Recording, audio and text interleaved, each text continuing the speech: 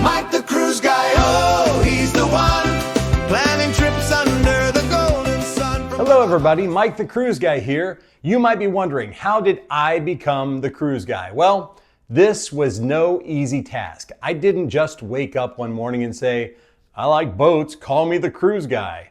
No. I trained, I studied, I put in the work, I put in the reps. For 5 long years, yes, even before the pandemic, I conducted deep academic research. What kind of research? I watched every single episode of The Love Boat, from the very first to the very last. That's 9 seasons, 20-some episodes per season, roughly 200 hours of pure, cheesy, polyester-covered cruise content. Folks, I have a PhD in love boatology. And let me tell you, that show did not age well. Some of those storylines, yikes. So today, I'm bringing you the top 5 most ridiculous Love Boat storylines. Let's start with number 5. This is episode 7 in season 7, The Japanese Cruise. A teacher pretends to be a geisha girl to trick Captain Stubing. Then the crew breaks into full samurai mode and they have a dream sequence with samurais. It's like Broadway met Benihana with a few too many Mai Tais. All right, number 4, season 4, episode 20, The Nude Sunbathing. Barbie Benton plays a nudist who refuses to cover up. Well, naturally, Doc volunteers to handle the situation, purely for medical purposes, of course. Gopher tries to enforce the rules, and suddenly an ACLU lawyer jumps in, threatening to sue for First Amendment violations. And just like that, Barbie falls in love with a 70-year-old man, because why not? Nothing says romance like SPF 0.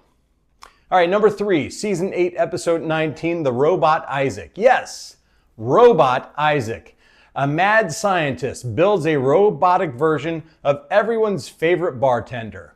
He's assisted by a very young Janet Jackson, who lures the real Isaac off the ship. Spoiler alert, the robot was no good at mixing drinks. Can you imagine? Your martini has been updated. Please reboot. All right, number 2. This is from season 6, episode 13, Smelting in the Stateroom. Yes. 2 smugglers sneak a smelting kit on board at Christmas time. They melt down gold bars into sombreros, then try to plant them on some nuns. Yes, actual nuns.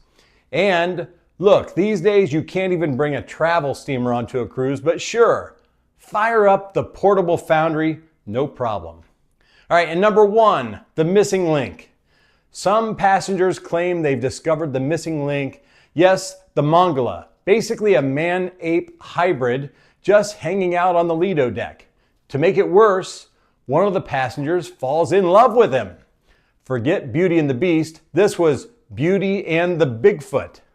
Of course, it all turns out to be a scam. He falls overboard. At the end, Julie, the cruise director, still manages to get in some Oscar-worthy snobbery because her fiancé has a terminal illness. Honestly, that episode was all over the place. Half soap opera, half Planet of the Apes. So what did I learn? Well, number 1, The Love Boat wasn't as good as I remembered it at age 12. Number 2, the later seasons, basically they're Mad Libs on a ship. Number 3, every passenger seemed to be single, rich, and traveling in gigantic staterooms. Totally realistic. And number 4, most importantly, The Love Boat is nothing like modern cruising.